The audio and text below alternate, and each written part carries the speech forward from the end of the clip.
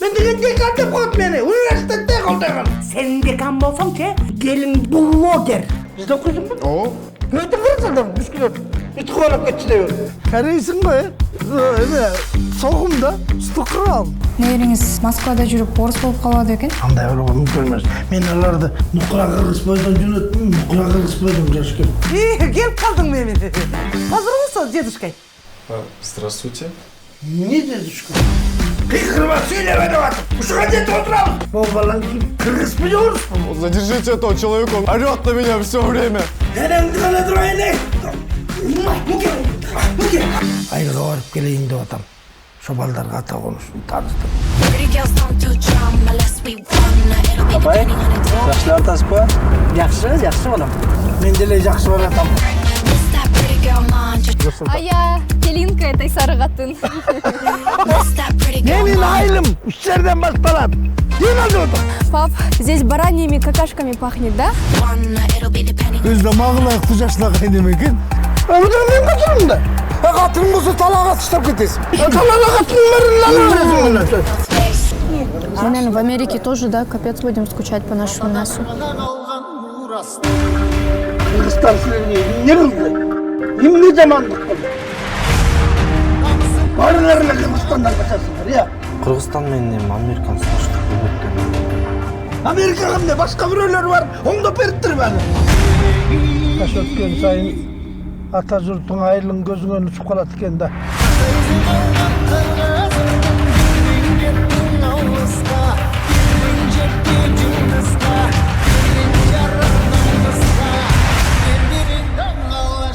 Жаңағы күмендер абылыс дегендағы көп келші? Келчү, бирок ал мага жакчы эмес. Сен жақтырғаның менен аны елдің бәрі жақсы көрді. Бұл не деген абсурд. Ушул жерде күмөндөр байкеге байланган чоң идея бар. Эмне үчүн жол? Жол деген бул Илгери Никулин айтты эле, мен момунча анекдот билем деп. Көрсө ал мага орусча сүйлөп жүрөптүр, мен орусча жооп берип коюп жүрөптүрмүн да. эми биз айтайын деген оюбуз мигранттарды күнөөлөгүбүз келбейт. Сахнаға деле кийинки убакта көп чыкпай баратам. Эмне эле баардыгы Кыргызстандан качасыңар. Жаңы үйрөнүп аткан бала эптеп анимация жазады. YouTube'га жүктөдүк, 8 миллион просмотр. Жеки Чандыкындай мисалы үчүн же болбосо башка бир Ван Дамдыкындай. Кыйын болуп кетпейли эми баягы. Эл сынчы да. Эл сынчы Экран баягы. көрсөтөт. Неме го? Кыргызда бир дагы эпос уста чыгармада Төө чечмей кыргыздын оюну деген бир дагы тарыхый романдарыбызда жок. Бирок биздин эл бат өздөштүрүп кетет го. Эмелерди. Төөнү бат чечип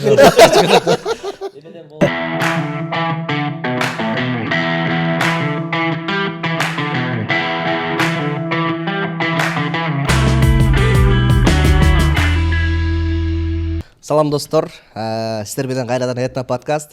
Бүгүн дагы буюрса 6 марттан баштап сонун бир үй бүлөлүк, өтө бир тарбиялуу, маңыздуу бир тасма чыкканы турат.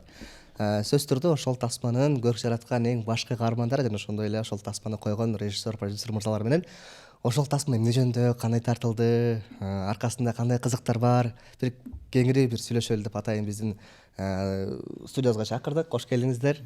Чоң рахмат. Көргөнүзгө аябай кубанычтабыз. Ушундай тасмалар мен көбүрөөк чыгара алышына кызыктармын негизинде. Бул үй бүлөлүк, тарбиялуу, ичинде трейлерде көрүнүп турат, аябагандай бир маңыздуу кино экен. Чоң рахмат. Тааныштыра кетейин, биякта бүгүнкү ошол Жол тасмасынын режиссеру Мирлан Өмүралиев жана ошондой эле режиссер жана продюсери Аскат Субанбеков жана ошондой эле бул тасмада негизги көркүм берген башкы каармандын ролун жараткан биздин улуу агабыз Күмөндөр Абылов. Кош келиңиздер. Баштабыз.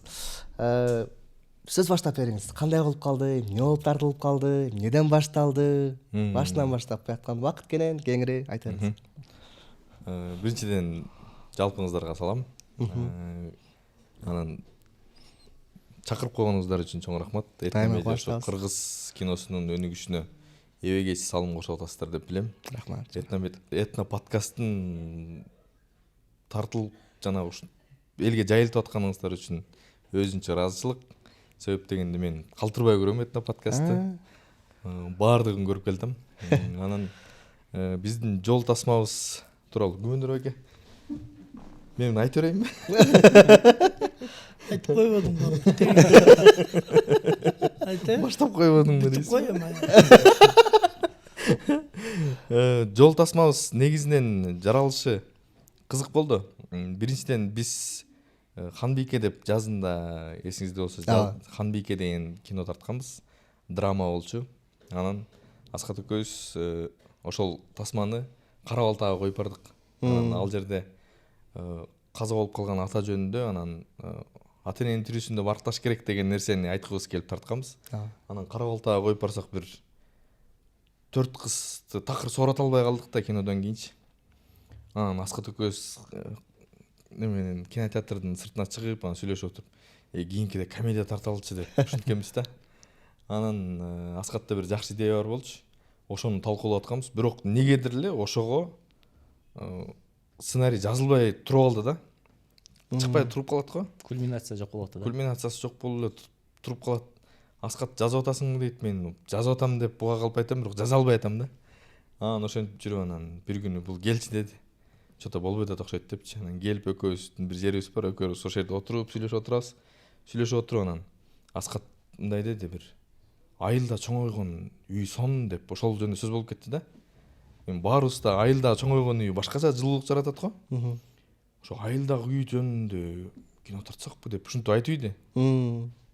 Анан ошол нерседен улам мындайнан ал көрсө даяр туруптур да, биздечи өзүбүздүн баарыбыз тең ошондой айылдагы үйдө чоңойгонбуз. Айылдагы үйгө сагыныч бар. Баарыбыз тең айылдан чыкканбыз. Бир сааттын ичинде мындай болду да, бир сааттын ичинде баштан аяк кино мындай көрүнүп калды көзүбүзгөчү. Каркас Түзүлүп калды. Ага чейин бир 2 ай чыкпай койгон эч нерсечи. Анан ошол нерсе айылдагы үй, ошол жердеги жылуулук, анан тилекке каршы айылдан чыгып эле анан айылга каттабай коюп кыйын болуп шаардык болуп кетип, балдарыбызды орусча сүйлөтүп койгон кээ бир эмес, эми көпчүлүк замандаштарыбыз, алардын ичинде мен дагы бармын. Айылга көп каттабаган мындай. Бул үчүн уялам негизиненчи. Айылга каттабай койгонубуз туура эмес да негизи. Анан жалпы айылдыктардын астынан кечирим сурап койчу жерде. Бирок чын ошол айылын сагынган, Бишкекте жашап аткан жалпы кыргызстандыктарга арнап анан ушундай кино тарттык. Жол деген. Сон. Бул идея сизге да аябай жакса керек. Деген бул жакта башкы ролду жараттырсыз. Эми албетте. Мен адегенде ушундай болот деп сюжетти айтканда эле мага дароо жакты. Себеби дегенде мен деле кийинки убакта айылды сагынып, жаш өткөн сайын айылды сагына баштайт экенсиң да. Улам сагынычың күчөй баштайт экен.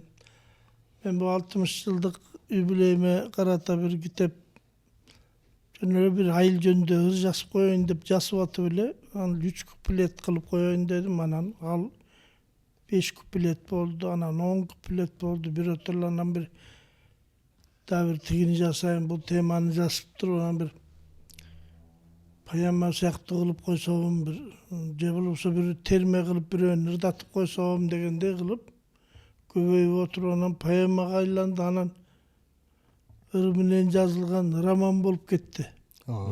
Айыл жакка саякат деп ошо окурманды саякатка алып барып келген китеп болуп калды да.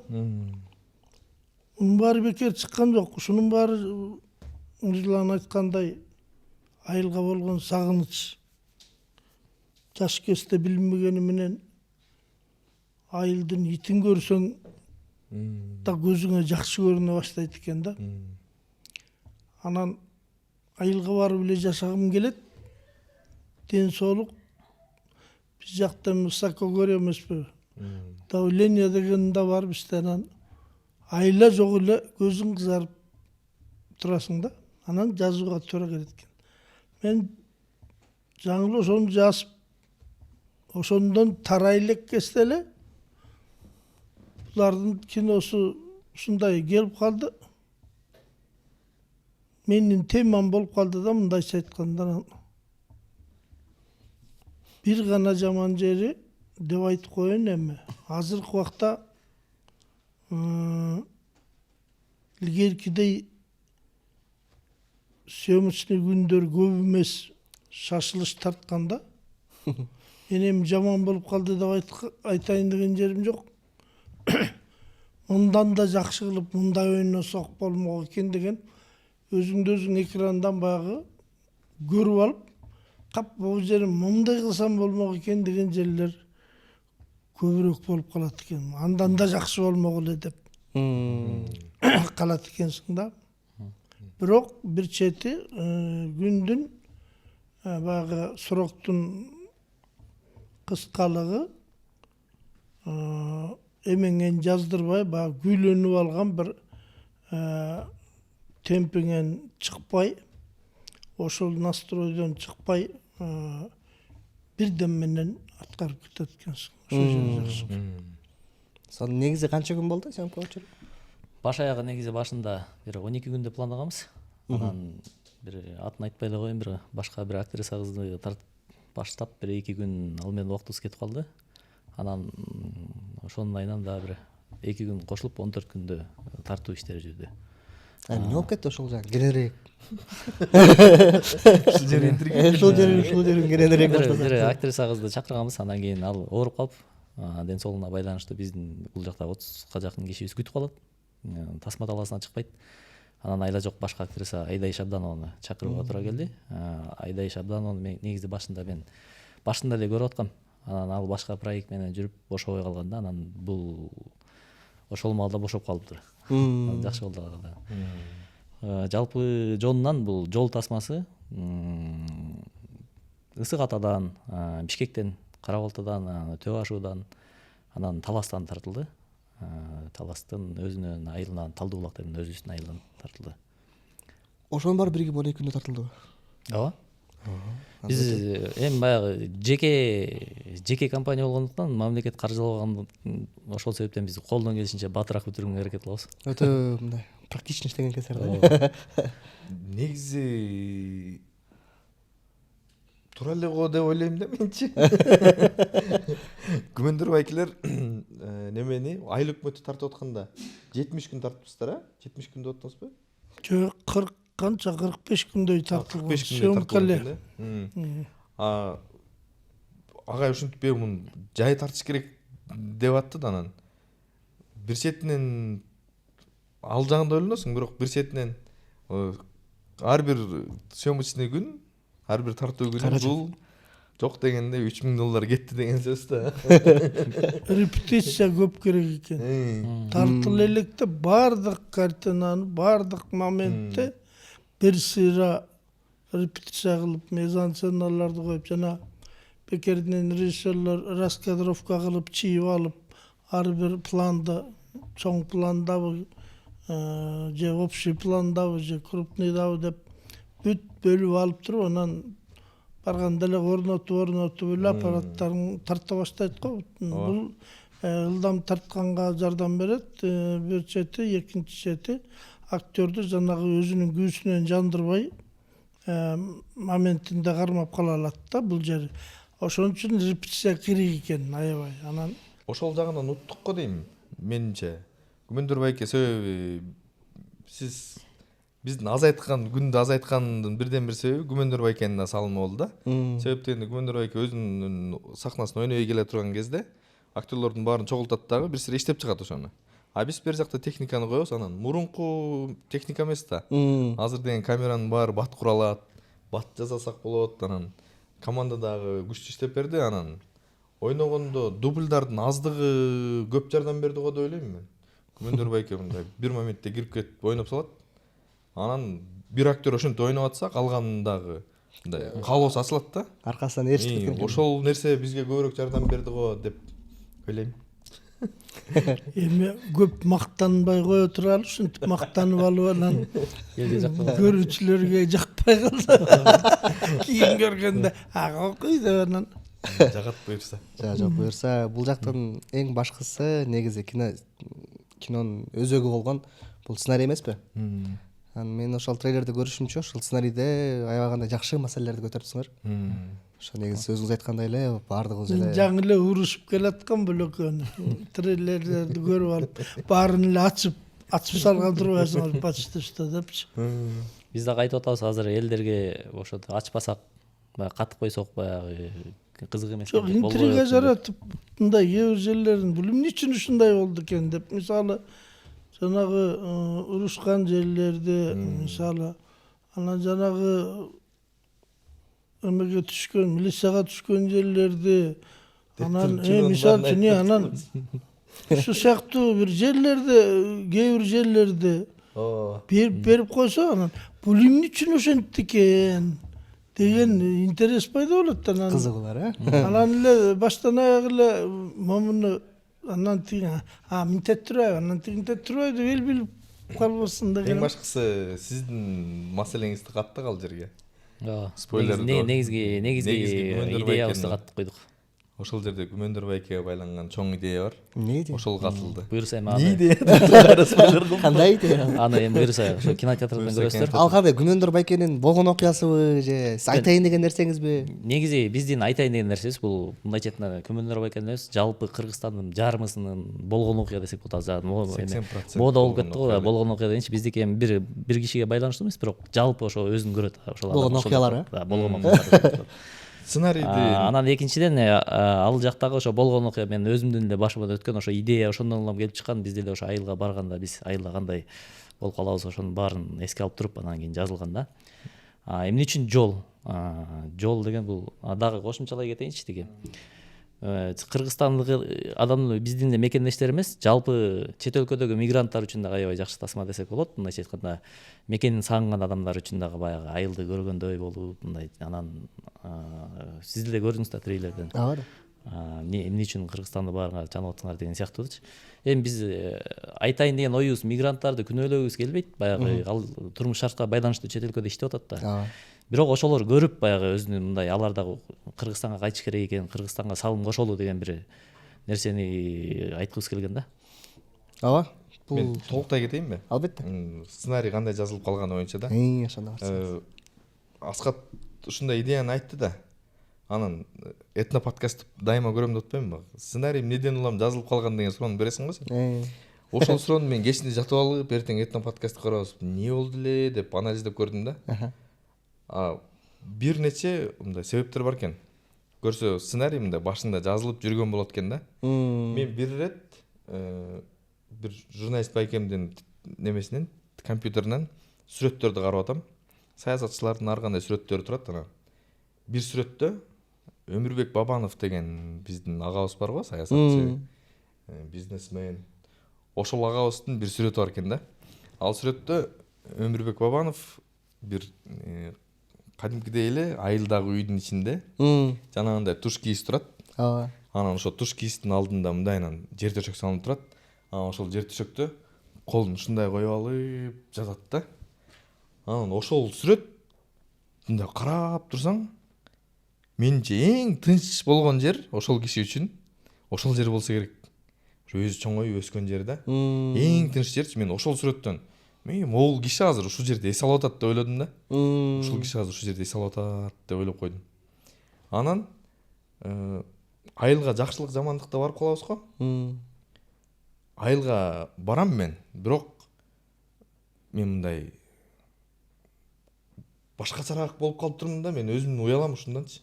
Себеп дегенде барасың, мисалы эми жамандык болбой эле койсун, бирок жамандыктарга барсаңчы, айылда ушундай болгон инилер колуңан балтаңды узула калып, отун жарып, ошол жамандык болуп аткан үй бүлөдө кичинекей балдардан өйдө борсогун бышырышып, малын союшуп, жанагы аза күтүп аткан үйдү өздөрү эле тейлеп коюшат. Жакшынакай кылып, анан акырында баардыгы барып жанагы эң жакшы жери айылдын эли ушундай акырында жаназа намазга чогулуп туруп, кандай киши эле десе, жакшы киши болчу деп туруп, айылың ушинтип тосатат экен да.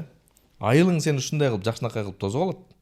Той топурда барсаң айылың жөн эле мен кийин ушу азыр мээме жетип отурат, ушу 35тен өтүпчү.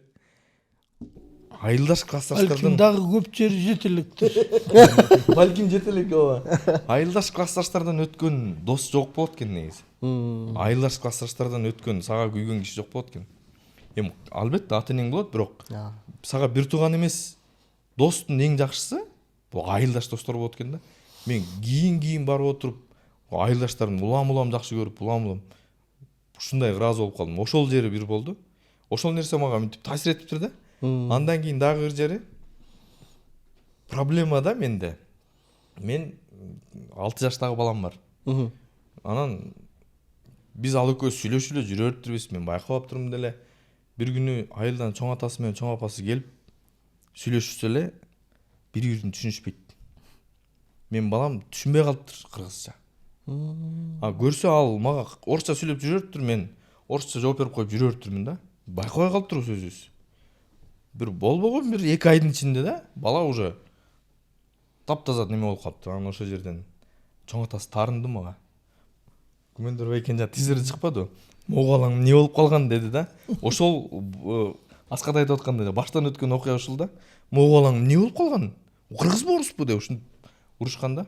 Анан үйдө баягы эне минтип жумшартып айтып берет го. Анан апам бер жакка чакырып, апам мугалим дагы да. Болбойт мынткен. Кыргыз менен кыргызча сүйлөш керек. Кыргызча билсин, орусча билсин. Мага демектен кытайча билсин деген сөз апамдын сөзү да. Жана тизерде айтылып аткан ошолордун баарын неметти. Үйгө келгенде кыргызча сүйлөгүлө деп. Анан ушул бир ситуация. Анан 2024-жылы мен бир новостной сайттан, жанагындай маалымат сайтынан бир неме окуйм. Жаңылык окуйм да. Дүйнөдө керек деген улут болгон экен да. Сиздер кандай ойлойсуздар? Ошо керек деген улут канчанчы жыл жоголду деп ойлойсуздар? Көз алдыбызда 2024-жылы килтейген бир кыргыз деген сыяктуу эле керек деген улут жоголуп кетти. Ошол кабарда маалыматта мынтип жазылып турат. Акыркы керек улутунун өкүлү каза болду. Ошол керек тилин билген жалгыз адам болчу дейт да. Бүтүндөй бир улут тили жоголгон үчүн жок болуп кетти. Ушундай да болобу деп мен бир топко чейин неме болдум да. Анан ошол нерселердин баары мээде сакталып жүрүп, анан Аскат айылдагы үй, анан атасы алты дегенде деп туруп эле, мондай болот деп туруп анан. Эми бирок кыйын болуп кетпейли эми баягы. Эл сынчы да. Эл сынчы баягы неме го.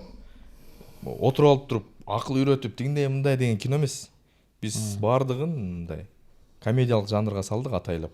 Отуруп алып өтө акылдуу болуп, мындай аш керек, тигиндей аш керек деп кетпейли депчи. Күмөндөр байкеде ошо. Бирок маселени козгодук да. Маселени козгогондо да мындай козгодук. Өзүбүз деле көрсөттүк. Жалпы Кыргызстандын бир 80%-ин көрсөттүк. Телефонго тарбияланып аткан балдарды көрсөттүк. Салтты унутуп бараткан биздей муунду көрсөттүк анча-мынча. Ошондой эле, салтты сактагыла, кыргыз экенибизди унутпагыла деп чырылдап аткан аксакалдарды көрсөттүк. Анан өзүбүздүн катачылык, кемчилик, артыкчылыктарыбызды көрсөткөнгө аракет кылдык да. Ошондой болуп калды. Ошондой болуп жазылды буюрса. Чын эле Мырлан айткандай так кесе момт келе, тигинт келе деп элге диктовать этпей эле мындай керегим сага айтам келиним сен ук деген таризде азыркы болуп аткан учурдагы окуяларга берген болуп эле, ошолорду аткарган болуп эле. Ошону менен негизи ошол мигранттарды алып келсек жакшы болот эле. Ошолор утурумдук иштеп атканы жакшы. Ошол жактын эли болуп, ошол жактын жараны болуп калып калгандары, ошол жакта жүрүп балдарынын кичинекей кезинен башка тилде, башка менталитетте чоңоюп өсүп атканы кишинин мындай ичин кайыштырат да. Ошол тийсе деген максат. Негизи жакшы айбалгандай сон, бирок көп учурда биз азыр мисалы ошо айылдан кетип, анан айылыбызды сагынып, айылыбыздан баркым келип атпайбызбы? Анан ошол биздин деле мигранттарыбыз Кыргызстандан кетип, Кыргызстан көздөн учуп турса керек дейм да. Анан биз өзүбүз дайыма эле ошол бир чөйрөдө жүрүп, ошол чөйрөбүздөн баркын биле бербейбиз го. Айыл жергесинде деле калган адамдар бар. Ошо айылдагы жашоонун баркын билишпейт алар. Алар бизге суктанат да. Ооба. 2010-жылы Америкага барып калдым. Агайдын ушул сон окуя. Ушуну көп жерде айтып калам. Барып калсам баары эле ушу Кыргызстан агыс таздыкыдай байма-бай барчу эмес артисттер. Анан аябай сагындар көзүнөн көрүнүп турат да ар бири эле. Анан чыктым да анан бир эмем эске түшүп кетти. Бала кездеги бир окуялар. Ошону айтып бердим. Бала кезде ооз ачкан кезде же болбосо согумдун убагында күнүгө бирөө айылдан биздикине барып ооз ачып сындып атат деп чакыртып балдардан айттырып. Же болбосо биздикине согумдан ооз тийсин деп чакырып атат деп анан эркектер жумушта да аталарыбыз. Аларды кечкиге чакырып, апаларыбыз күндүз барып келет. Анан кечинде эле анан атамды мен ээчим, мен дагы барып келейинчи деп айылга. Десем макул деп аткан кезде эле менден кийинкини айтып коет, мен да барам деп калат. Аңгы чакта андан кийинки бакыт мен да барам дегенде эле атам болду, эч кимиңер барбайсыңар деп кетип калат да анан. Калып калабыз бири-бирибизди укулашып. Анан мен билем да кайсы үйгө кеткенин. Ары бери карап турам да тигилер оюн калаксаганда жылт коюп баягы үйгө жетип барам. Кирип барганда эл жапырт эле мындай карайт да. Караганда эле атам мени карайт да, атам дагы ошо карайт да. Анан атамдан баягы урушат экен деген сүппен апам чакырып атат дейм. Өзүм апамды жеңе деп, атамды байке деп чоң койгом да. Чоң апамды айтып, апам чакырып атат дейм. Чоң апамды айтсам уруша албайт дегенде десем эле чакырып атса кел бул жерге отур. Тамак ичкенде чогуу кетебиз. Аскалды деп ошентет. Аңгы чакта эле иним келет менден кийин. Эшикти жаап баарыбыз караганда эле апам чакырып атат дейт. Элдин боору эзилет. Андан кийин үчүнчү иним келет, апам чакырып. Тизилип отуруп калабыз баягы. Анан конокто отурган ошол элдин баары тамак жеп бүтө бизди обсуждать этишет да. Мына жакшы балдар турбайбы, апасынын тилин уккан дешип. Анан ошентип отуруп анан үйгө келгенде анан атам урушат апамдарды. Ит кылбадыңар, элдин баарына шермене болуп, түмүлү баары барат деп ушинтет. Ушуну айттым да айттым. Ансыгандай мына дегенде алгачкы карлыгаштар болуп союз тараганда иш жок болсо отура бермек беле деп бермек белек деп өскиндиңерди өзүңөр кесип дегенде бир кыйын айлакерлер келди. Андан кийин ал жээнин чакырды, бир тууганын чакырды, бажасын чакырды. Ошентип бири-бириңерди чакырып Америкага келип отуруп, Мукамбет тоого барбаса тоо Мукамбетке келет дегенде силер биздин концертке келбей, аркаңардан мына биз да келдик. Так что баарыңарды апам чакырып атат дедим да. Десем эле күлүп эле бир топ ыйлап кирсе болот. Мына. Анан бир баланын үйүнө бардык, Кочкорлук бала экен. Кочкорлук беле ушундай. Барсак айтат, атам экөөбүз келгенибизге атам 5 жыл жүрүп кетти дейт. Жылына эле эмдиги жылы документ берет десек эле жок, документ бербейт дейт. Эми ушунча жүрүп кетип калабызбы, документ берерде деп жылына эле ошондой дейт. Атам 5 жыл өткөндөн кийин тойдум документине деп кетип калды дейт. Андан бери 4 жыл өткөндө 9 жыл болду дейт. Апамды 9 жылдан бери көрүлөкмүн деп. Анан мен колтойгон эми узун бойлуу толук бала. Апаңды 9 жылдан бери көрүлөкмүн десем, "Оо" дейт. "Сагындың да" десем. "Ананчы" дейт. "Эстегенде ыйлагың келип кетеби" десем эле. Ыйлатып алып жет соорот алсамчы келип алып, "Ой" десем болбойт. Анын келинчеги жакшы келин экен. Тыңбай байке, тыңбаңыз азыр малы келип калган, ыйлабасын деп, анан тур тетек барып ыйлачы десем, балконго чыгып кетти. Бир малда карасам болкулдап ушундай от души ыйлап атыптыр да. Анан бир малдан көздөрү чайыттай ачылып, баягы өзүнө келип анан басылып алып келди. ачканда эле күлдүк. Көңүл ачылып баягы укмуш. Баягы бизди көрүп алып эметип аткан неме бугу чыгып кетти да. Кичине толуп калган экен. Көзү чайыттай ачылып ушинтип. Анан эми бул туулган жерди сагынуу деген оюнчук эмес да. Туулган жерди сагынуу. Биз ушу жаштарды ушу жакка тарбиялашыбыз керек менин оюмча. Жанагындай чолпон байлар бизден дүйшөңкул шопоковдор чыгыш керек. Ооба. Ошондой акыбал эми бизге душман келбей эле койсун. Анча мынча мажахет келгенде да бир топ болуп кетип атабыз. Патриот балдарыбыз бар экен. Ушундай баатыр балдарыбыз бар экен. Ушу балдарды ушу мекен коргогонго, өзгөчө мекени сүйгөнгө тарбиялаш биздин милдетибиз. Бизди ошентип тарбиялашкан. Анан биз канчалык деңгээлге чейин мекенибизди коргогонго даярбыз. Аны ким билет? Бирок ошол тарбияны унутпашыбыз керек да. Ооба. Эми бул нерсени туура айтасыз. Ар бир тармак өзүнүн колунан келишинче берсе керек. Биздин тармакта ушундай жакшы тасмалар менен, жакшы окуялар менен, жакшы каармандар менен элдин жүрөгүнөн орун табышты.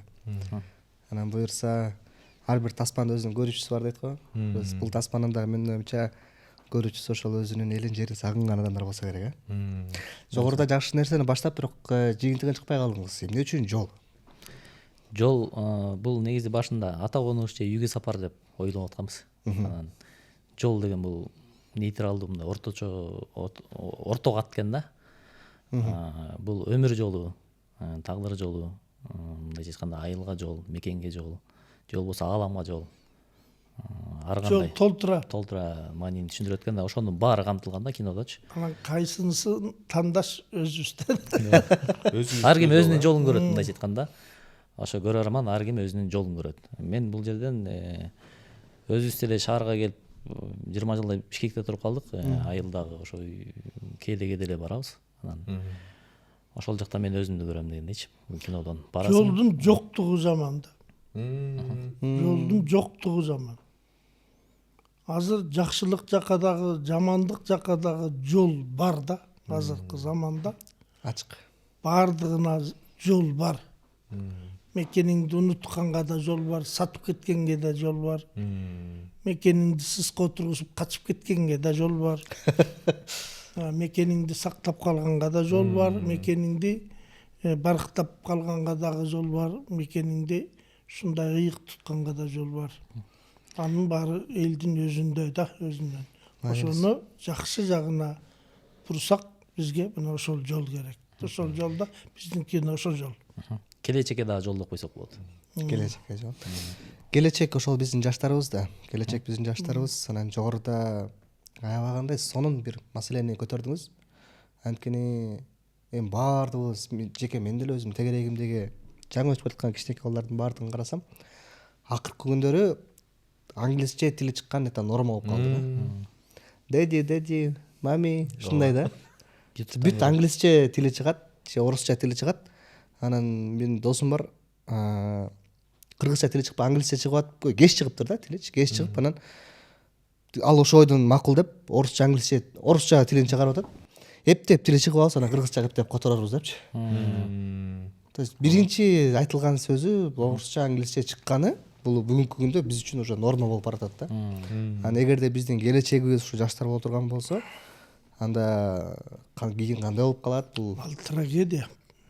Кичинекей эми үйрөнүп кийин көтөрүп коебуз деген бул өзү кичинекей болгон менен бул чоң трагедия. Мен бир окуя айтып коеюн ушул боюнча. Кичинекей эки кызым YouTube'дан казакча жомокторду көрүп атат да. Мен отуруп намыстанып кеттим. Ал кезде музыкалык студия иштетчү элем, анан бардым дагы Үмүт Аябдышева деген кызды чакырып келди. Экөөбүз жанагы ак гүлдөр, көк гүлдөр, ай чыкты карачы деген ырларды, элдик ырларды жаздык кыргызча. Андан кийин аниматорубуз деле күчтүү эмес. Жаңы үйрөнүп аткан бала эптеп анимация жазадык. YouTube'га жүктөдүк, 8 миллион просмотр. Анан ойлоп калдым да, ошол бизге ушундай контент керек окшойт жаштарга. Анан элдик, кыргыз элдик жомокторду, кыргыз элдик баягы ырларды, анан кийин ошол контентти күчтөгөндөн кийин мисалы устуканды кантип тартыш керек же болбосо ээрди кантип токуш керек ушундай сыяктуу нерселерди үйрөткүм келген да. Оюн кылып ошолорду жаш балдарга кызыктырып бир оюн кылып көргөзүп анан эми каражаттын эми ал жака билесиз кандай каражат кетти, анан ошол боюнча токтотуп койгом. Бирок ошол каналды сат дегендер чыгышат. Анан кой деп акчага кызыкпай пока кичине колдон келишинче жүктөп дагы эле көрүлүп атат дагы эле. Жана иш чараларда, мектептерде ошол же болбосо паркка барганда ошол биздин өзүбүз жазган ырды коюп же ырдап калса мындай кичине ичиңен сүйүнүп каласың да.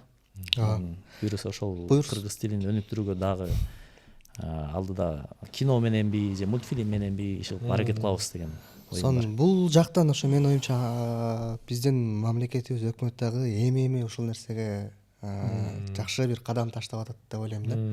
Азыр буюрса жакында кыргызча сонун мультфильмдер жарык көргөн турат. Айбек байкелер, Толкун Желер, Тайбековдор тарткан сонун мультиктер жакында буюрса балдар үчүн сериалдар ошо жарык көрөт. Кыргызча тарыхый сериалдар буюрса быйылга пландалып сонун проектлер тартылган турат.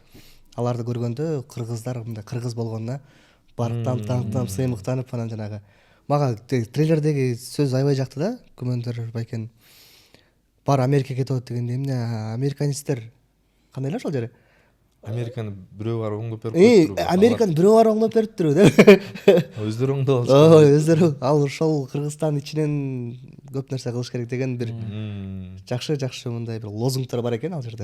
Менин оюмча бул тасма бир жаман тасма болбосо керек. Анан тасманы тартып бүттүңүздөр. Азыр монтажга келдиңиздер. Же монтажда бүттү. Монтажда бүткөн, кино даяр буюрса. Мен эме күлүккүм келип атпайбы жана кечинки окуяны айтып коебуз. Өздөрү биякта өздөрү оңдоп Вьетнамга монтажерубуз Вьетнамга кеткен да. Вьетнамга кеткен. Анан Вьетнамда эс алып жүрсө мен Күмөндөр байкенин голосу менен ушул жерден бир нерсени айта кетейин да. Күмөндөр байкен менен 3 күн съемка кылып жүргөндөн кийин жанагы команданын баары Күмөндөр байкенин үнү менен сүйлөп калат экен. 3 күн жанында жүрсөңүз Күмөндөр байкенин үнү менен Күмөндөр байкенин интонациясына киресиздер. Күмөндөр байкенин харизмасын адам өзүнөн өзү эле билбей эле туура баштайт экен. Мен да монтажерге күлүп атпаймынбы? Эмне эле баардыгы Кыргызстандан качасыңар? Вьетнамда эс алып жүрөт дегичи. Десем ал булар өздөрү эле оңдоп алыштыр биякты.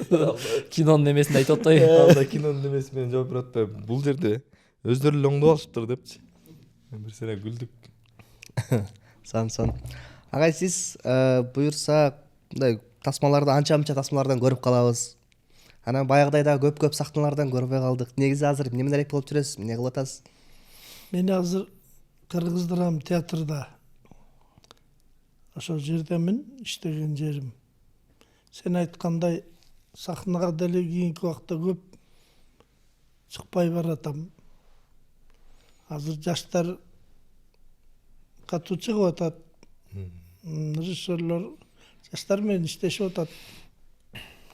Анан мен баягы роль бергиле, мынткиле деп ар кимге барып тикте албайм да. Анан берсе ойноп коем.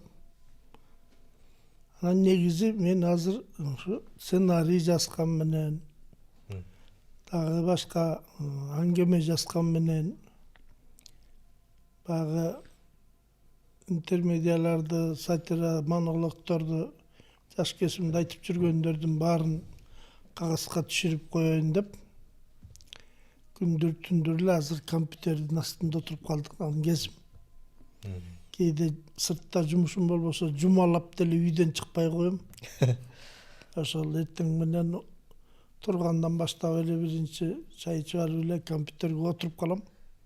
Анан неберелер мишайт этип калат. Анан да алаксып бер жакта болуп калам да. Уктагандан кийин алар 1 саат 2-3 чейин отурмай.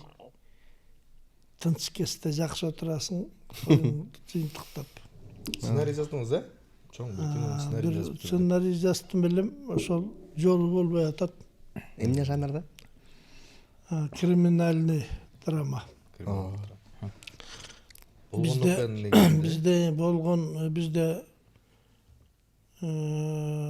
Ташбараң деген болгон Таласта 2 жерде. Ташбараң болуп жергиликтүү ракеттерди элдер чогулуп таш бараңга алып салышкан. Эми анан бул таш бараңды тартайын деген себебим, таш бараң биринчиден Кыргыздын улуттук салтында бар нерсе эмес бул. Таш бараңга кыргыздар таш бараң менен жазалаган эмес. Кыргызда 9 айып деген болгон. Күнөөсүнө жараша 9 айып деген 9 төөдөн баштап жаныбардын ар бир жандыктан 9дан берип, 9дан. бул 1 9 айып. Күнөөсүнө жараша 2 9 айып болгондо 18ден кетет. 3 9 айыпка чейинки чоң күнөөлөр болгон. Муну ошо айыл бардык элдин жакшылары чогулуп, бийлери чогулуп туруп анан ошондой бычканда кунду айыпты ушинтип бычышкан. Ошон үчүн жанагы ал мисалы үчүн 9 айып салса 81 тоо, 81 топоз, 81 улакка чейин алып отурса, ал кишинин колунда жок да. Анын баары. Ошонун уруусунан алып койгон.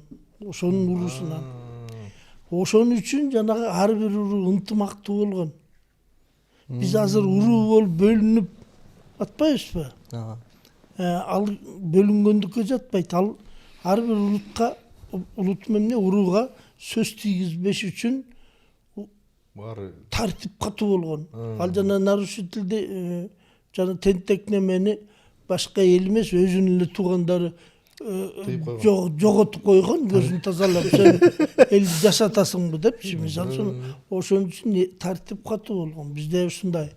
Анан бизде жанагы Төө Чечмей дегенди, анан ушу таш бараң сыяктуу кыргыздын салтында жок. Ушундай бир ушундай окуяларды кыргыздын улуттук оюну деп Төө Чечмей. Төө Чечмей жокпу кыргызда? Анан жок да, анан таш бараң деп кыргыз жазалаган деп ушунун баарын кыргызга кыйгарып. Төө Чечмей деген кыргыздык эмес. Кыргыздын улутунда ата бабабыз андай болгон эмес. Элестет, келиниң, кызың, балаң болуп отуруп, бирөө төө чечип атса жылаңачтанып, бирөө жолтоо болуп, да бир жылаңач ары жок эркек кубалап жүрсө, бул эмне деген неме? Муну деген жанагы ошо кездеги кербенчилер, эки жактан келгендер, ошо жактан келген кербенчилер, анан биздин кээ бир келесоо байбачалар бар да, байбачалар, байдын балдары. Ошолор отуруп алып анан кошуна кедей бир байкуш жыттын жесирин төөнү чечсең берем деп бир эки окуя болуп, ал жанагындай 9дап жаза алып, айып тартып. Кээ бир тойлордо Төө Чечмей кылабыз дегенде бар апаң менен төө чечтеп туруп, алмадай башын ыргыта чаап кетирген окуялар бар. Ошондой учурлар болгон. Болбосо мына Манаста Төө Чечмей деген айтылбайт да жеринде. Жок, эмеде болот. Көкөтөйдүн астында Төө Чечип деген жери бар. Бирок ал жерде тыят аны. Бирок аны кыргыздар эмес, кыргыздар ойнобойт аны. Аны дүйнөнүн булуң бурчунан бүт келген да. Ал жада калса Коңурбайдан үйдө келип атпайбы? Жолой, Коңурбай, Нескаралар, китени алып жанагы дөпөнүн баары бүт келип атпайбы? Анын баары келип анан алар Төө Чечмейди көрсөтүп, күндөн кыргыздар Төө Чечмейге мынча байге деп анткен эмес да. Кыргызда бир дагы эпосубузда, чыгармада Төө Чечмей кыргыздын оюну деген бир дагы тарыхый романдарыбызда жок. Бирок биздин эл бат өздөштүрүп кетет го. Эмелердичи.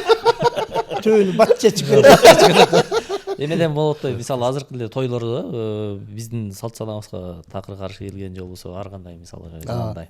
Же болбосо жөнөкөй эле мисалы жана окшош кийинип алып баягы шеринеге кел деген сен. Шерине же болбосо кыз атуу той дегенде эле мисалы өзүнчө той болгон эмес го дейм мен, мурда кийин эле өткөзө башташты. Түштөнтүү деген сыяктуу мисалы, түштөнтүү деген сыяктуу. Эч ким жок го дейм. Кече тиги кечирип коюңуз, сөзүңүздү бөлүп койдум. Кече Шалөк Дүйшеев агайыбыз 75 жашка толду го. Шайлыбек Дүйшеевдин азаттыкка чыккан эмесин карап отурсам, сонун сөз сүйлөптүр. Мен кыргызды ушундай намыскөйлүгү менен, кээде кичине көрө албастыгы менен, жаманы менен жакшысы менен кошуп сүйөм депчи. Анын сыңарындай жаманы менен жакшысы менен баарыбыз эле жакшы көрүп эле жүрө береличи билебизди.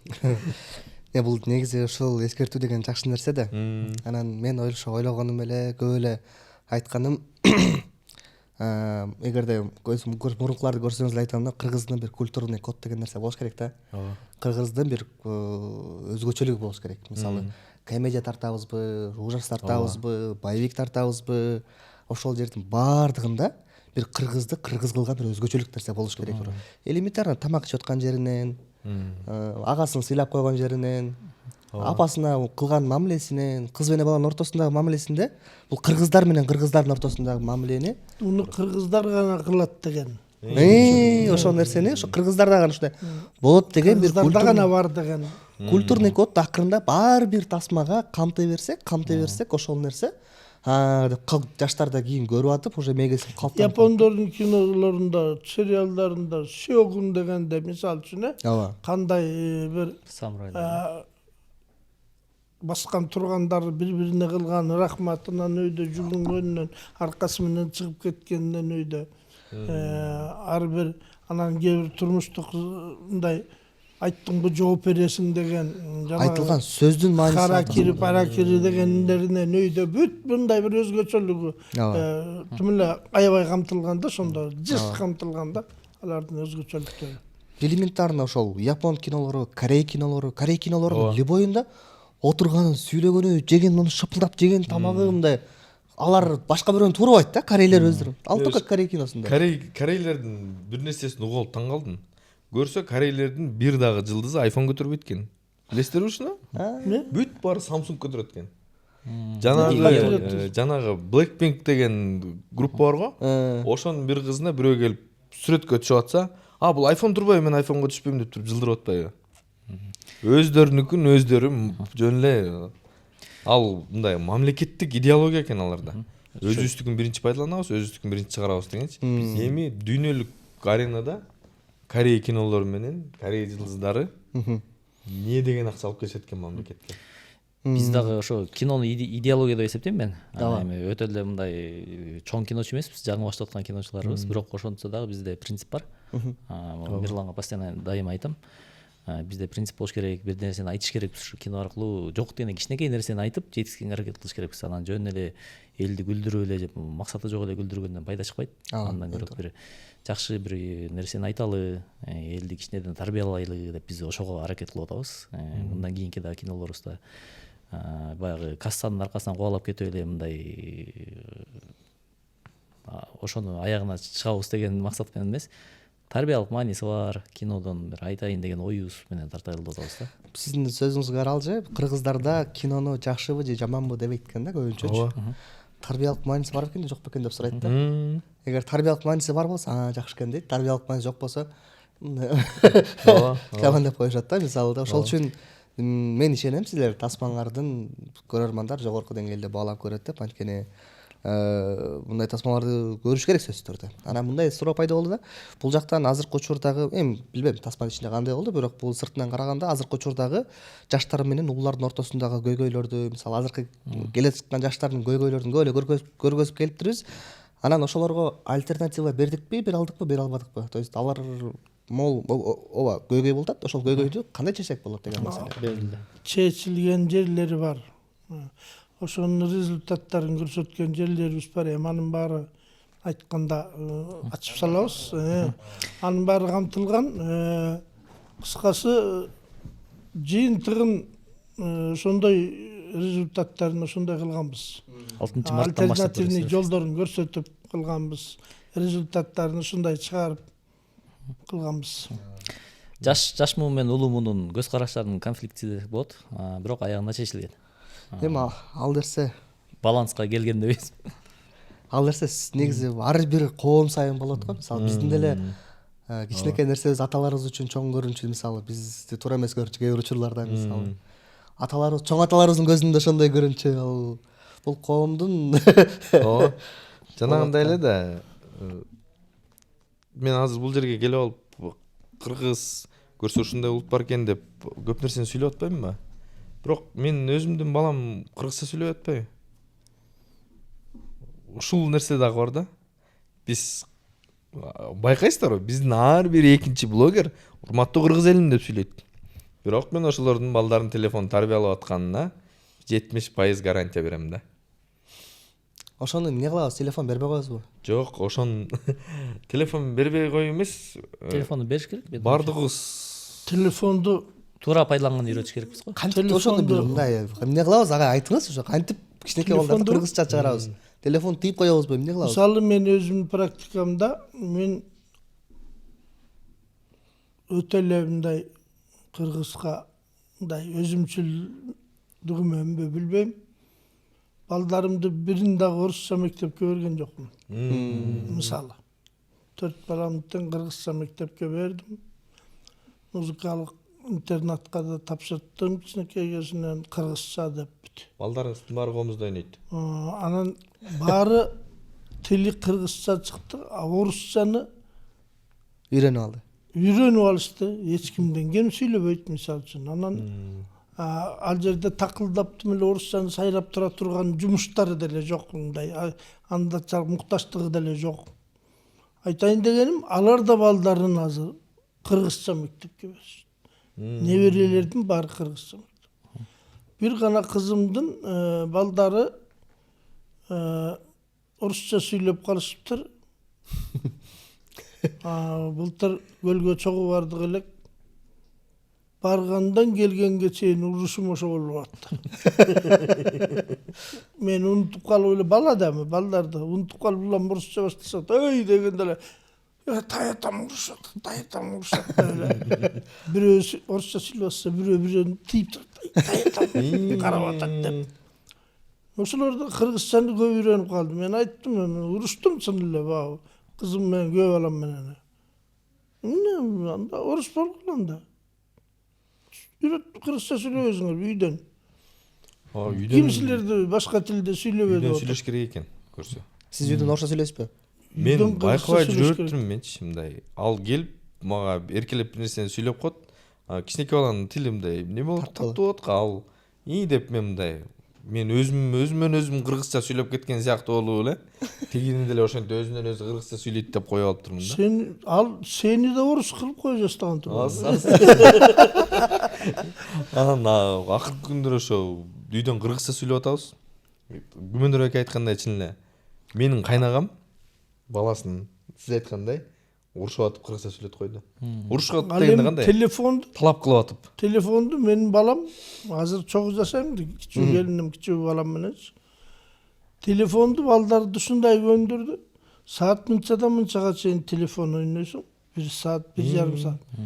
Sony дегендеринен өйдө бүт сатып берип, жанагы оюн, жанагы бири-бири менен ушташкан футбол ойногон оюндар бар. Ошолордон бери бердик. Анын кассеталарынын өйдө бүт баары бар. Анан 1-2 саат ойнотот дагы тийбейсиң дейт. Даже мен үйдө жокто ойнобойсуң телефонду дейт. Телефонду караганга дагы биртике уруксат берет. Sony менен биртике уруксат берет. Анан башка оюнчуктардын бирин да аябайт. Аларда эмне деген гана жок. Велосипеди, скейти, жанагындай эмне деп коет? Самокаттардын өйдө бүт баары бар. Анын баарын бирин да эринбей алып берет. Баарын тең дзюдого катыштырып, азыр 5 неберем дзюдодо такай финалга чыгышат. Кыргызча күрөш көрбөйсүз багайды. Жок, жок, эмал күрөштө кыргызча жыгылганда дагы кыргызча жыгылбайбы дейт. Ал кыргыз менен япон бирдей эле жыгылат. Жыгылган киши жыгылгандын кыргызчасы жок. Сон. Анан бул жактан кастингди жакшы тандап турасыздар. көпчүлүк мисалы кинолорго көбүнчө суранышат го, жаңы жүздөрдү каалайбыз, көптөгөн тартыл электерди каалайбыз деп. Кастингди кандай жүргүздүңөр, кимдерди тандадыңар? Негизи мен ошо 2012-жылы «Участкой» деген кинодо продюсер болгом. Андан кийин ушул Хамбийке бул ушу көбүнчөсүн эле өзүбүз тандайбыз. Анан бир нерсе бар, бизде дебют деп коебуз. Мисалы «Участкойдо» Эркин Үсенбаев дебют болгон, биринчи башкы каарманды ойногон. Ошондо болсо бирок Эрнис Абдыжапаров байке өзү сунуштаган, ушуну тартпайсыңарбы, ушул баадан чыгат депчи. Бул экинчиде Хамбикеде Аида Багышбекова деген кыз биринчи дебют болду ал фильмде. Булар жактырышпайт, андан ойной албайт. Стервадай көрүнөт. Анан айтып атам ушундан чыгат депчи. Анан мында болсо ошо Азиз деген баланы, могу небере аябай көпкө издедик, ошо биздин Азиз деген неберенин ролун ойногон баланычы. Анан койкусунан эле бир студияга барып калып көрүп калдым. Ушундай издеп атабыз десек, Азимхан сунуштап калды, мында бизде бала бар көрбөйсүң. Сразу көрүп, дароо эле жакты мага. Чакырбайсың деп эле, анан бул жакта да ошо дебют. Анан калгандарын эми биз продюсер болгондон кийин баягы хайптарды, кайсыл кимдер популярдуу болуп атат, ошонун баарын эске алып туруп анан кийин тандадык. Анан эң негизги Күмөндөр байкенин сценарийде башында эле Мирлан экөөбүздүн Күмөндөр байке сонун ойнойт деп. Күмөндөр байке жазылган. Күмөндөр байке. Биринчи келгенде эле Күмөндөр байке болду да. Анан жазарын жазып алдык айткандай. Анан Күмөндөр байкеге айтыш керек болуп атат. Макул болбой койсо эмне кылабыз деп. Элестетип алгансың да, ошо Күмөндөр байкени элестетип алгансың. Анан макул болбой койсо эмне кылабыз? Анткени бир-эки кинодон Күмөндөр байке баш тартып койгон экен. Ага чейин анан барын жолугуп, мени тааныбайт экөөбүз, таанышып. Ушундай деп анан синопсисти айтып бергенде эле Кудай жалгап, жол тасмасы ошондой жолдуу болуп кетип атат. Синопсисти айтканда эле Күмөндөр байке ошол замат макулдугун берди. Анан тасмадан да бизде пландаганбыз, мисалы Көкбөрү бар бизде. Бизде ошо айылдан эки жакты чаптырып мындай постановка кылабыз деп ойлагонбуз. Бирок Кудай жалгап барсак, аябай таласта чоң жана азыркы звездалар, Көкбөрүнүн жылдыздарын финалы болуп атыр. Массовка даяр. Анан ага чейин биз барганда планыбыздагы күндө таластан тартабыз деген күндөрү таласта өкүртө, жамгыр жаап, кар жаап, аябай аба ырайы суук болгон экен. Анан биздики 2 күн жылып кетпеди эле баягы. Ошо 2 күндөн кийин барганыбыз аябай күн чайыттай ачыкты менен сон болду да. Ошо менен анан кийин датабыз жок болчу, кинону тартып коелу, дата эми билесиз го дата. Анан 30-январь баягы 6-майрамдан тышкаркы деп алгам. Анан Некрофил экөөбүз, Айбек экөөбүз алмашып 8-марттын алдында туш келип калды. Бул дагы майрамдын алды жакшы дата болуп калды да. Сон дата, сон. Бул өзү бир жолду экен да. Бул кинону кандай жактырганымды жана айттым го. Азыр да бул Аскат айтып кетпедиби? Бир кинолордон отказ берип келген экен деп. Бизде ушу ондай бир агым пайда болуп калды да, кыргыз киносундагы. Балдар, жаштар азыр аябай жакшы көп кино чыгып атат. Баягы жыл бою бош жер жок болуп атат кино койгонго. Ооба. Мисалы үчүн, бул кубандыра турган нерсе, бул жакшы нерсе. Анан бир жаман жери көбүнчөсү майдаланып, элди ээрчип кетип аткандай да. Элдин аң сезимине жараша, менталитетине жараша деле эмес, кандай десем, эми элдин табитине жараша эпизоддорду кыска кылып, улам алмаштырып, баягы локацияларды бат-бат алмаштырып, улам бир окуядан бир окуяга бат-бат секирип, бат-бат өтүп, ушундай кинолорго өтүп кетип атат да. Анан элдин табитине жараша деген мен бир сценарий жазсам, бул өтө эле профессиональный болуп калыптыр дейт бирөөчү. Бул өтө эле профессиональный. Чоң киного, фестивалдарга катышчу, бул авторский кино болуп калыптыр. Биздин элге жараша кылып жазбайлык ушул окуяны. Кандай кылды? Мен айттым, мен өзүм профессиональный кылып жазып койсом, сен айтып атасың. Анан кой бул профессиональный болуп калыптыр деп, анан аны начарлатышым керек элге деп. Дароо, бул эмне деген абсурд. Ага мен макул эмесмин деп, анан ошо бирөө тыйын таап берем деген киши ошенткенден тыйыныңдын кереги жок деп анан ал кинону тартпай калдык. Ушундай бир эмелер бар да, азыр агым сыяктуу элди ичип бараткан эмелер бар, киночулар бар азыр. Авторлор бар, сценаристтер, режиссерлор. Жолу айтып кеттик. Анан биздин кинолор негизинен акыры жүрүп отуруп авторский кинолорго жетиш керек биздин режиссерлор, сценаристтер. Ошого барыш керек. Дүйнөлүк масштабтагы элдерди көрсөтүп, ошолорго жана айтып отурган кыргыздын улуттук кээ бир элементтердин баары ошо жака сунушталып, ошо жак көрүш керек. Анан өзүбүз көрүп эле мактап жүрө берсек анын эмеси кино. Союздун убагында мына биздин практикадан өтпөдүбү бул. Союздун убагында СССР боюнча канча киностудия бар эле, ошонун баары кино тартты. Биз Советтер Союзунан башка мамлекет, социалисттик системадагы мамлекеттерден башка эч ким көргөн жок да аны. Оскарды берсе дагы албай коюп Москва слезам не веритке. Оскарды берсе да биз Американын сыйлыгына муктаж эмеспиз деп. Ана азыр мына Союз тарады эле, азыр Американы Голливудка жетпей эле калбадыбы? Бүт эле орустун актерлору ар бир ролду аткарган, баары эле герой болуп, баары эле тапан, баары эле сөсмөр, ушундай болуп, баары эле ушундай острый болуп, ушундай болуп аткара беришкен да. Ар бир окуяны эле күчтүү кылып бере беришкен. Айырмасы жок болуп калган, кайсы жерден ыйлаш керек, кайсы жерден күрүш керек, кайсы жерден жин кайнаш керек. Жок, бардыгы эле жерде кыйын тым эле. Азыр деле орустун актерлору ошондон чыга албай жүрүшөт.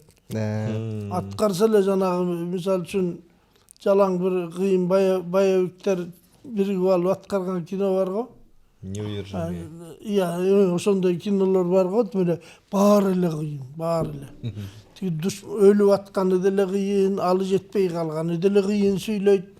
Тигиниси деле азыр ушу жанагы түрмөдөгү кинолорду көргүм келбей кетет. Баары эле ушундай бир жөнөкөй сүйлөгөн бирөө жок да. Бүт эле бардык сөз главный болуп калган да. Ал жагы бар. Менин оюмча биз дагы азыр жаңыдан кино тартканды үйрөнүп атабыз. Ооба. Жалпы эле биздин ошо бардык жаштар тартышат көбүнчө. Улууларыбыз болсо алар да тартышат эми акырында. Бирок жаштар менин оюмча көбүрөөк азыр тартып, колдорун көндүрүп, бара-бара кинолор дагы өзүнүн менин оюмча сиз айткандай автордук деңгээлге жетет деп ойлойм. Өткөндө бир баябик кино көрдүм. Кыргыздынбы? Бакыт деген мен күйөө балам болот. Каскадер. Ошол башкы ролду аткарыптыр. Өткөндө бардым. Жаныбекпи? Жаныбек деген. Анан жакшы мындайча айтканда. Анан баябикти да тарта башташ керек, анын неси бар экен. Ооба. Анан эми бара-бара жакшы болот деген ойдомун. Актерлордун баарын каскадерлор ойноптур.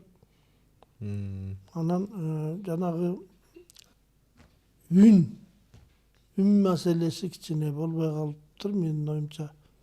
Жанагы түздөн түз жастырган үчүн аны атайын кайра барып кайра дубляж кылып кайра үнүн жаздырып, анан жанагы мушташып атканда ар бир ударынын бүт баардыгын бир акцентрировать эте турган кылып анда жакшы болмок экен да. Жанагы ошол көчөдөгү шумдар менен кошулуп кетип, кайсы жерден муштуму тийип атат, кайсы жерде эффекттин баары бүт жоголуп, андай киного мындай түз жастырган жарашпайт экен. Ага сөзсүз профессиональный жанагындай 5-1 сыяктуу жок дегенде жастырыш керек экен да. Долбу болбосо дагычы. Ошондой менин чанын баары каражатка барып такалды да. Ошондой жаздырыш керек экен. Баябикечи өзгөчө. Ал жерде көп сөз жок болсо деле жалаң мушташканда мисалы үчүн жанагы Дизель Вашингтон деген актёрдун эч деле мындай Джеки Чандыкындай мисалы үчүн же болбосо башка бир Ван Дамдыкындай мындай бир эмелерди приемдорду жасагандай акробатический эмелер деле жок. Ушташында бүт эле үн менен эле бир кайсы жеринен уштаганыбыз деле билинбейт. Кантип кайсы жерине тийгени деле билинбейт. Түкөтүп эле бир ончакты кишини жалгыз эметип коет. Зато жанагындай үн менен аябай кооздоп салышкан, ишенчиликтүү кылып. Үндагы тасмада чоң роль ойнойт. Агай, сиз өзүңүз мындай могул кино, сонун могул кино менен мындай купулума толду деген бир тасма, акыркы тасмалардан барбы?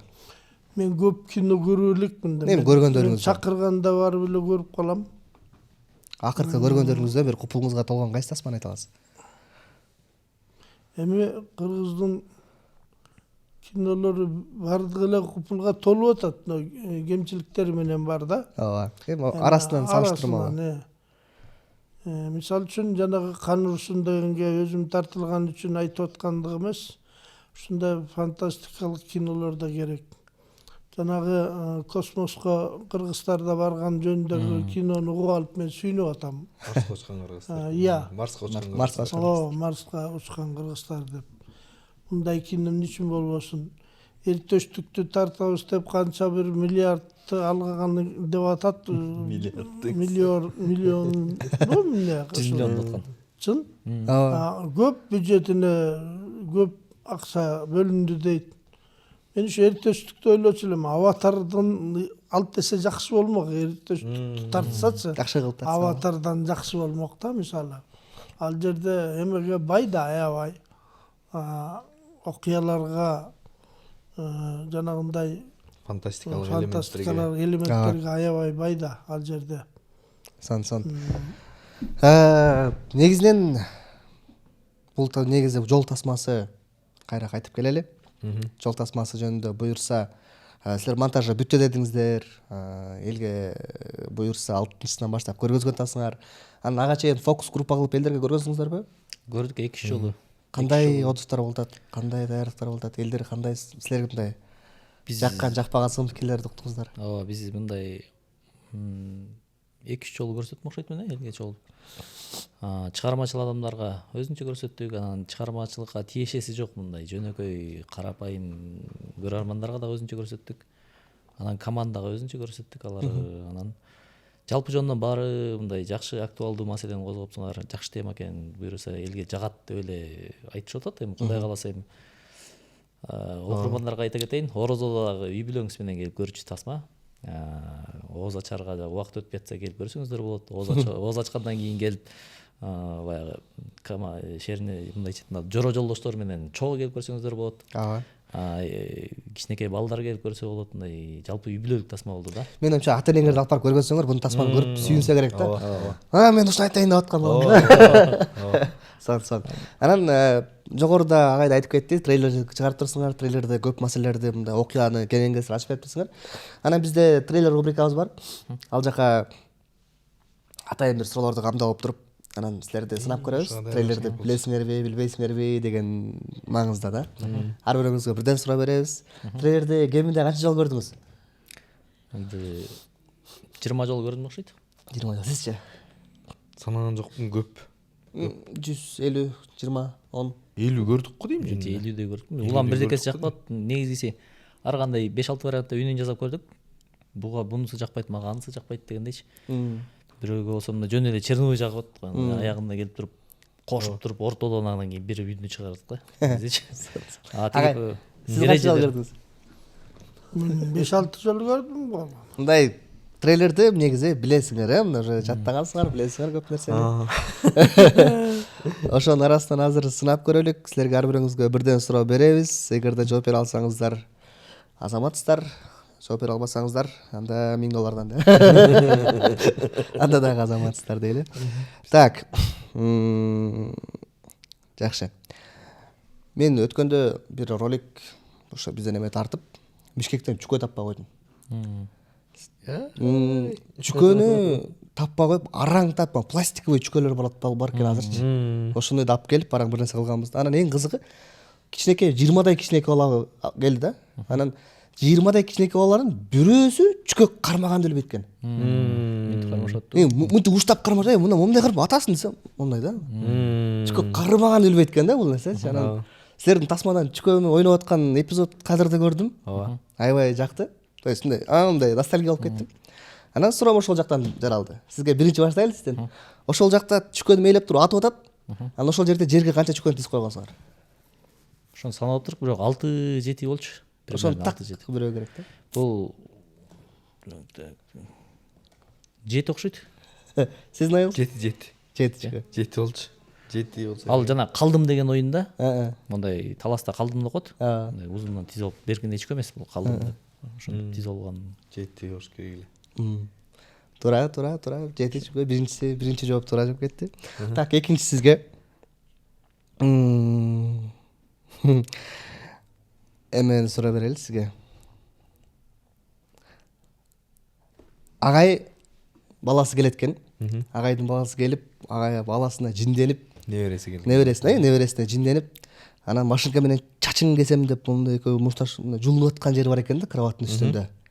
Эстедиңизби кадырды? Ооба. Кроваттын үстүндө чачын жуланып атат. Анан ошол жакта менин оюмча ошол жерден эле ошо кыргыздын улуттук бир балыктарын берип берсеңер деп эмнеге үстүндө атчан кишилердин сүрөттөрү бар экен. Ошол жердин үстүндө атчан атайын жасалыптыр, атчан кишилердин сүрөттөрү. Ошол сүрөттө канча ат бар? 4-5 ат беле? 4 же 5 ат болчу. Картинада. 4 ат болуш керек эле. Акыркы жообуңуз? 4. Балким сиздин да бир оюңуз болот агай. Анткени ошол эпизодто сиздин эле үстүңүздө турат. Мен ал кезде небереме жиним келип атат. Жиним келип атып, аттарды санабай калып. Ал жакта 6 ат бар экен. 2 боз, анан калганы ар кандай мынакей. Бул жакта Сен да таапсың дейсиң. Жок, бул жактан мага жакты. Бул жактан күрөшүп атат, бирок жогору жакта ошол нерсени уже көргөзүпсүңөр да. Бул агайдын ою эмеси уже бар экен да бул нерсе. Дагы кинодо берилген бир посыл бар экен. Жакты бул нерсе. Үчүнчү агай сизге суроо. Эми бул суроону сизге бир аз жеңилирээк суроо берели. Улакты көргөзүпсүңөр. Улак тартыш болот, анан ар кандай оюшуулар болот. Анан сиз бир улакчыны барып колдон кысат экенсиз. Трейлерде ошол жер бар экен да. Ошол улакчы кайсы команданын мүчөсү? Бул төшүндө жазылып турат. Өзүңүз колун кармап. Айла шиним. Жанагы Манастар менен бир командада болуш керек. Ал кайсыл команда? Анымыз. Айта берейин. Агайдан биринчи калы. Ага бир вариант айтыңыз. Ошол жерден өзүм сурадым элем. Унутуп атам мен, унутчакмын. Сурап аткансыз. Любой бир ат айтып көрүңүз анда. Оюңузга келген биринчи ат. Ырыс алды да коюй. Билбейм. Билбей эле коюнчу. Так, сиздикиники айтып көрөлү. Бул ошол улакчы менен мындай иним болот. Булар ынтымак командасынын мындайча айтканда жарым коргоочусу, чабуулчусу ар кандай позицияда ойноп жүрөт. Эрлан Төлөбеков деген. Сурап аткансыз, Кайсыл команданын мүчөсү? Ынтымак. Туура эмес. Жо, негизи ынтымакта ойноп жүргөн, азыр жаңы күч деп ойношту окшойт, өткөндө. Жакындадыңар, бирок туура эмес. Ним болот да кой. Жана төшүндө Талас деген ал команда эмес го дейм. Талас эмес. Команданын аты турат төшүндө. Бадырайып, жадырайып. Карачы. Тамтамгалар менен. Күч дегенди окудум. Ооба. Анан жаңы күч дегенде эме болду, окудум ага. Өтө жакындадыңыз. Бул жактан жаңы күч эмес. Күч биримдикте деген. Күч биримдикте. Бул эмеден да бул жерде деген баягы областтын деңгээлинде чабылды да. Бул ошо областтын ичинде өздөрүн биздин да Талас районунун командасы окшойт да. Негизи ынтымакта ойнойт. Эми бизге биз трейлерде бердиңиздер, ошону биз көрдүк. Аны кайра тааныштырып чыктың. Тык этип аны илип алдык да, бул жактан силерге суроо кылдык. Жакшы, сон. 3 суроону бирөөсүн жооп бердиңиздер. Бул деле жаман эмес. жана эме калды эле бизде баягы Хамбикеде $20,000. Жакшы. Бул тасмага негизи канча каражат кетти жалпысынан?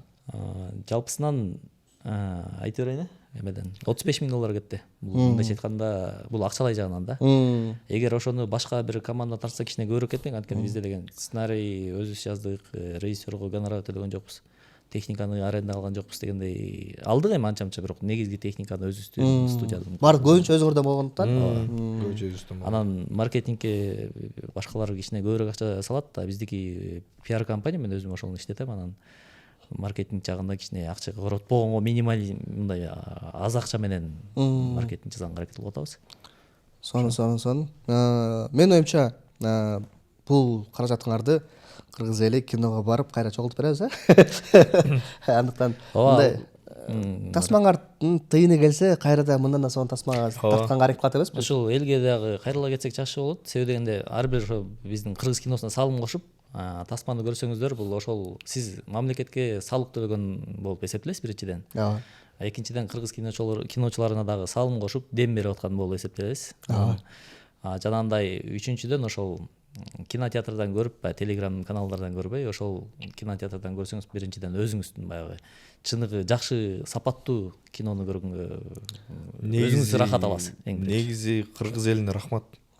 Мен кыргыз элге аябай ыраазы болом. Биз чынын айтканда биз Голливудтун деңгээлине жете элекпиз. Биз кошуна мамлекеттердин деңгээлине жете элекпиз техникалык жактан. Балким идеябыз жетип аткандыр.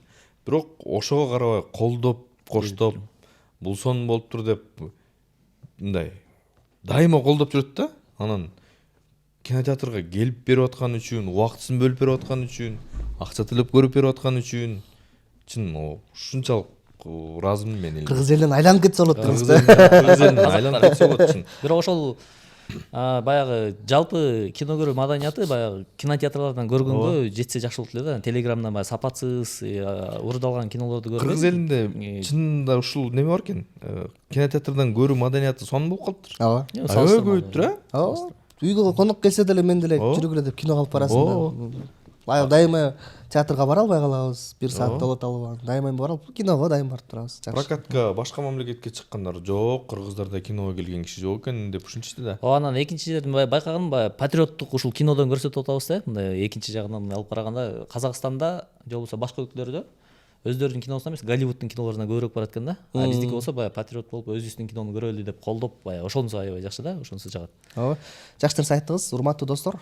Кимди ким көрүп атса, эгерде телеграмдан тасма көрсөңөр, бул түз уурулук.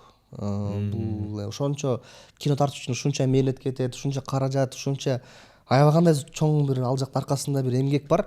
Ошолордун акысын жеген болосуңар да. Мен ошолордун мээнетин жеген болосуңар, ошонун нанын жеген болосуңар да.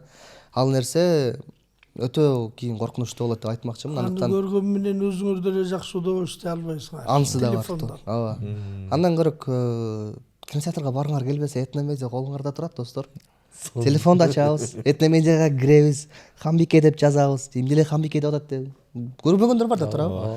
Хамбикени жазабыз, Хамбике чыгат, отуруп алып үйдөн, кааласаңар телевизордон, кааласаңар телефондон, жакшы качестводо, сапаттуу үн менен, рекламасы жок, жыргап отуруп көрө алгыла. Мындан өтөрү эмне бар турабы? Казинонун рекламасы жок ба? Дегенде кинотеатрдан көрүшсө, анан түшүнбөй калган жерлерин Этномедиадан көрүп алса. Бизге так эле кинотеатрдан коюлуп бүтүп анан келет. Ал үчүн бизде маселе жок. Биз кинотеатр менен конкурент эмеспиз. Кинотеатрга биринчи коюлсун, актасын, элдин баары көрсүн, ал жакта маселе жок.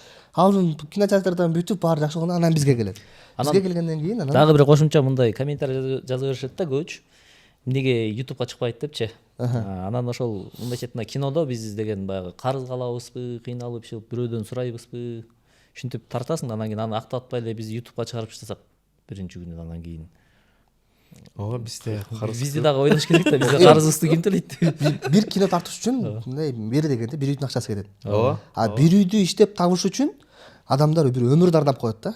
Бир үйдү өмүр бою иштеп, бир үйгө жетет дагы, ошо менен жолсу бир үйдү алат дагы 30 жылга ипотека калат да. 30 жыл ошол үй үчүн иштейм деген сыяктуучу. Актабай калса бир үй карыз болосуң. Бул жактан ошол нерсени бир үйдүн акчасын бир айлык проектке саласың. Ошол нерсе чыкса чыкты, чыкпаса жок да. Бул өтө чоң риск. Аны түшүнө билиш керек. ар бирөөбүз үчүн бул эгерде убактыңызды жакшы көрөм, жакшы эме кылам десе алып туура көрүп коюш. салыштырдың бирок ооба. Ооба. Бирок эме болуп атса Эгер таң калам да актабай калса бир үй карыз болот экенбиз да бирөөгө. Телеграм каналдарды мисалы чыгып атат, ошол өздөрүнүн эгосу деп ойлойм да. Мындайча айтканда чыгарып койду, анан кийин ал жактан көп деле акча түшпөйт. Мындайча айтканда Алар эме экен. Ал биз деле ал жөнүндө аябаганда изилдеп атабыз. интеграция деле жок. Жаш балдар. Мектептеги жаш балдар, 13-14 жаштагы жаш балдар ошолорду көбүнчө кылышат экен. Азыр эми бир-экөө кармалгандар бар, кармалбагандар бар. То есть эми кармалгандардын көбү эле жалаң мындай көп нерсени түшүнбөгөн жаш балдар, 12-13 жаштагы. Ошого урматтуу ата-энелер балдарыңарга туура тарбия бергиле, адал арам эмне экенин түшүндүрүп бергиле. Бирөөнүн акысын жеген болбойт экенин түшүндүрүп бергиле. Анан ошол кино тармагында биз ошо этно подкаст, этно медиа негизи эле кинонун аркасында ушул биздин маегибиздин дагы жыйынтыгында ушул кичинекей бир сааттык тасманын аркасында эмне деген киши канчалаган убакыт, жылдаган мээнет кеткендигин түшүндүрүп бериш үчүн мына ушунда чогулуп отурабыз негизи чындыгында туурабы. Анан ошол урматтуу достор 6 марттан баштап ушул байкелерибиздин кыргыз эли үчүн атайын дайындалган сонун бир тасмасын колдоп келип, үй бүлөңүздөр менен, ата-энеңиздер менен, жакын туугандарыңыздар менен келип көрүп айтайын деген ойлорун, Күмөндөр байкебиздин мыкты оюнун келип көрүп, бир тамашасынан күлүп, бир кумар алып кетиңиздер. Бизге дайым эшик ачык буюрса кинотеатрдан бүткөндөн кийин этно медиага келсе, дүйнөгө эшик ачабыз. Россиядан болобу, Америкадан болобу, каалаган жактан этно медиадан көрсөңүздөр болот демекчибиз. Жана ошондой эле Күмөндөр байкенин жанагындай Кан Урсун болобу, Ханбике болобу, баардык мурунку чыккан тасмаларды бизден көрсөңүздөр болот деп дагы бир жолу бир эскертип айта кетем. Негизи бирибизге эскертип турушубуз керек экен да туурабы? Эскертүү бул жакшы нерсе болуп атпайбы? Убакыт учкангуш, ушунча убактыңыздарды бөлүп, атайын келип өзүңүздөрдүн тасмаңыз жөнүндө кенен кесип айтып бергениңиздерге чоң рахмат. Мен оюмча Чоң рахмат сиздерге. Биздин көрөрмандарга аябай кызык болду окшойт. Мен дагы абдан мындай кызыгып калдым. Күтөбүз сиздерди. Командалыктар менен жалпы. Мен деле айылым сагындым дегенде. Сагыныч жазып элес бар. Күмөндөр байке кыргыз элине кайрылып бир жакшы шарт жасап койбойсузбу? Урматтуу кыргыз эли, урматтуу кыргыз элим дегенден кээде тартынам да, баягы кыргыз элим деп айта беришет көбүнчөсү. Чоңу деле кичинекей деле кыргыз элим деп мисалы Чыңгыз Айтматов айталса болот, президент айтса болот. Кыргыз эли деп айтсаң дагы өзүң кыргыз эместей болуп, сырттан айтып аткан кишидей сезип калат экенсиң. Ошон үчүн жанагы мекендештер деген деп айтайын дейсиң, анда дагы бир саясатчыдай болуп калат экенсиң. Анан урматтуу туугандар дегеним туура болот го. Урматтуу туугандар, 5-нен баштап, 6-сынан баштап Кыргызстанда Бишкектин кинотеатрларында ушу биздин жол тасмабыз болгон атат. Ушуга Кудайым сиздерге жол буйрсун, келгиле. Келип жолдорубузду тандап, жолдорубуз бир жерден кезигишип, жолдорубуз болуп, кайсыл окуя, кайсы иш кылсак дагы жолубуз оңунан чыгып, кыргыз эл аман бололу. Келиңиздер. Чоң рахмат. Буюрса бардыгы сөз келет деп ойлойм. Мен убагында Күмөндөр байкенин атам көп айта берчү эле да. Азыр силердин толтура концертиңерге келет, тигиңер кылат, мунуңар кылат. Күмөндөр Абылов убагында эчтеке жок, жалгыз чыгып туруп 2 саат бою концертте жаңгыз алып барып койчу. Элдерди күлдүрүп туруп анан кетип калчу деп ошо атам көп айта берчү эле да. Анан учурдан пайдаланып сизден бир суранып кетсем болобу? Бир анекдот айтып берип коюңузчу биз үчүн. Сагындык сиздин тамашаңызды дагы. Анекдот эмес, болгон окуяны айтып бербейсизби? Теги сөң тартуу иштерине теги ит боюнча. Аш жегендер. Андан башкасын. Анекдот даяр эмес. Анда бир күлкүмүштүү окуя. Мындай бир сөз арасында анекдотторду айтышып отурганда эске түшөт да. Аркасы мындай келгенде чыкпай калат. Жанагы окуя сонун эле болду, айтып бергиле. Ошо кызыктуу окуя да, тасмада жолду тартып жүргөндө. Илгери Никулин айтты эле, мен момунча анекдот билем деп.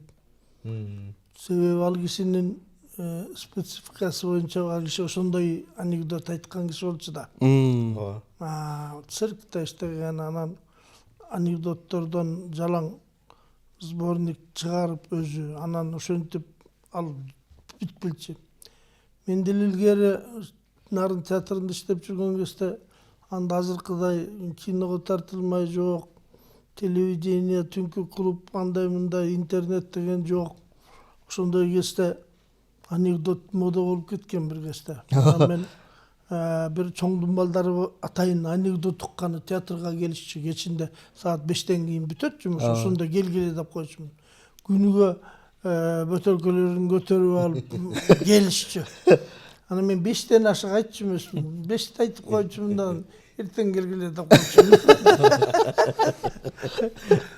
Ошол кездерде Баткенден чыккан Нарынга 1,5 сутка келгичекте анекдотум түгөнчү эмес. Эми ушундай анекдотторду айтчу элек, анан азыр билбейм, кайсы биринде айтарымды билбесиң, бир идея келип эле ошого окшошун айтпасаң, даяр анекдот айтыш. Эми ошол силер мындай караганда эң биринчи кыргыздын стендаперлерисиздер, ооба. Бир чыгасыз, микрофонду алып туруп элдерди тамашага саласыз. Азыркы учурда стендаперлер кайта чыгып ошону башаты сиздер эмеспи? Ошол сиздин да бир тамашаңызды сагындык, агай. Көп сахнага дагы чыгыңыз, көп тасмаларга тартылыңыз. Эгер Абдылда көз интермедиа ойнойбуз. Анан ал абышка болуп келет. Мен сержант деп анан милицияны ойнойм. Анан баштыкка шарикти үйлөп туруп салып, шарикпен чабабыз.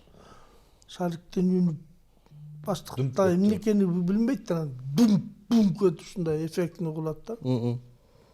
Башкадан чабып анан баягы үйүн жоготкон эмес үчүн сабайбыз анан. Манасы раматтылык болуп. Анан бир күнү Токтогулдан акыркы концертибиз болуп калды. Зеленый концерт деп анан. Бүгүн бирем жакшылап чабалы деп сабап алалы деп. Абдылданы мурдагыдай интермедиа боюнча чапчу жерден эмес эле, ага чейин деле андай жери жок жерден деле чаба баштадык. Чаба баштасак эле умуп турган бир маалда шекшиди. Аягына бүт көрбөй эле качып чыкты да. Карма деп туруп Закулисам көшөгөнүн артынан кубалап жүрүп, кармап, сүйрөп сахнага алып келип, өкүттү сабап турду.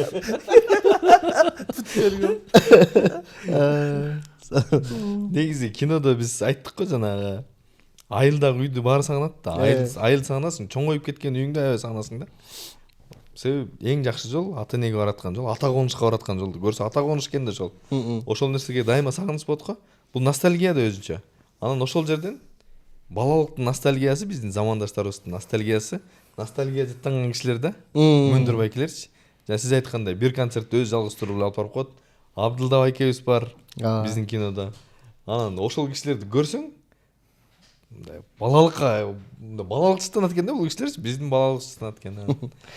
Урматтуу достор, мындай тасманы сөзсүз түрдө көрүш керек. Сөзсүз түрдө келиңиздер, тасманы көрүңүздөр, жакындарыңыздар менен келиңиздер, балалыкка, айылык жашоого өзүңөрдүн жакшы бир атмосферага сөнгүп кетиңиздер. Сиздер менен ошол жол тасмасынын жаратуучулары жана ошондой эле Этно подкаст кызматта болдук. Силерге чоң рахмат. Кийинки сонун эфирлерде мыкты тасмалар менен жолугушканча сиздер дагы урматтуу көрүүчүлөр аман болуңуздар. Сак саламат болуңуздар.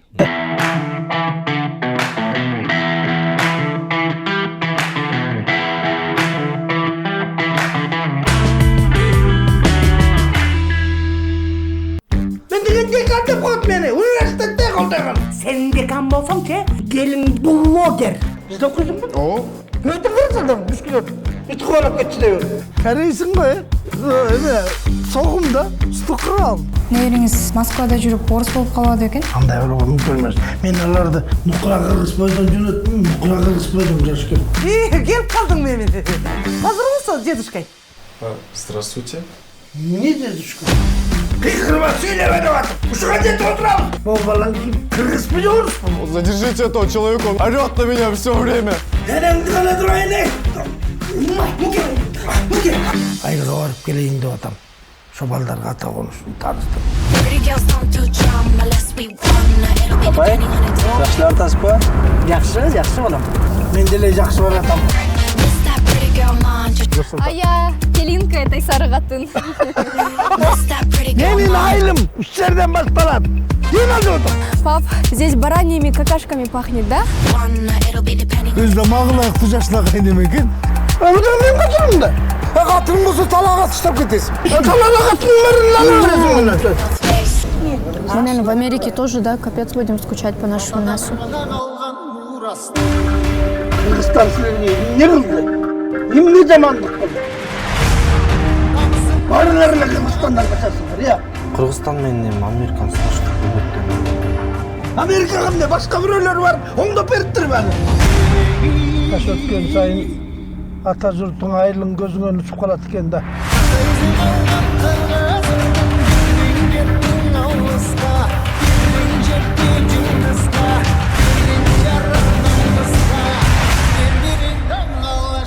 Жана күмөндөр абыл деген дагы көп келчү. Келчү, бирок ал мага жакчы эмес. Сен жактырбаганың менен аны элдин баары жакшы көрчү.